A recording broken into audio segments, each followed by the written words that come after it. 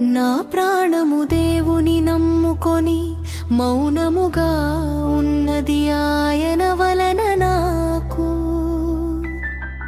రక్షణ కలుగును. ఆయనే నా ఆశ్రయ దుర్గము, ఆయనే నా రక్షణకర్త. ఎత్తైన నా కోట ఆయనే, నేను అంతగా కదలింపబడను. ఎన్నాళ్ళు మీరు ఒకనిపై వడుదురు. ఒరుగుచున్న గోడను పడబోవు కంచెను ఒకడు పడద్రోయునట్లు మిరెరందడు. ఎన్నాళ్ళు ఒకని పడద్రోయ చూచుదురు. అతని ఉన్నత్యము నుండి అతని పడద్రోయుటకే వారు ఆలోచించుదురు.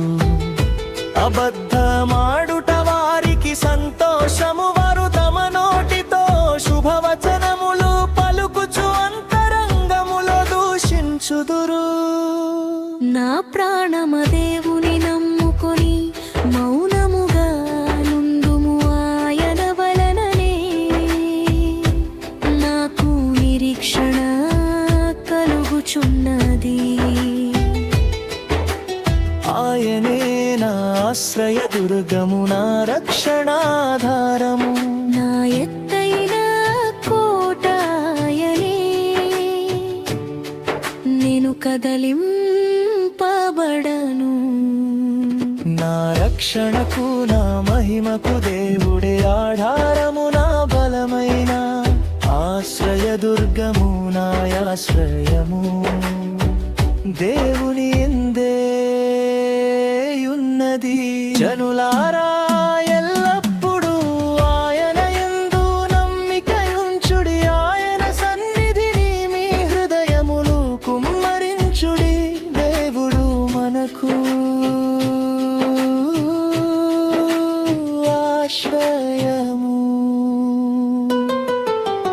అలపులైన వారు వట్టి ఊపిరి అయి ఉన్నారు, ఘనులైన వారు మాయ స్వరూపులు.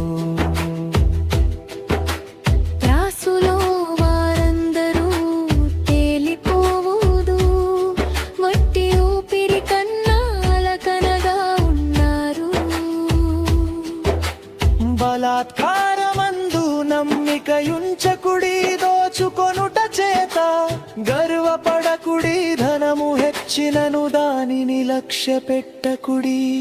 బలము తనదని ఒక మారు దేవుడు సెలవిచ్చెను, 2 మారులు ఆ మాట నాకు వినబడి. ప్రభువా మనుష్యులకందరికీ వారి వారి క్రియల చొప్పునే నీవే ప్రతిఫలమిచ్చుచున్నావు. కాగా కృప చూపుటయు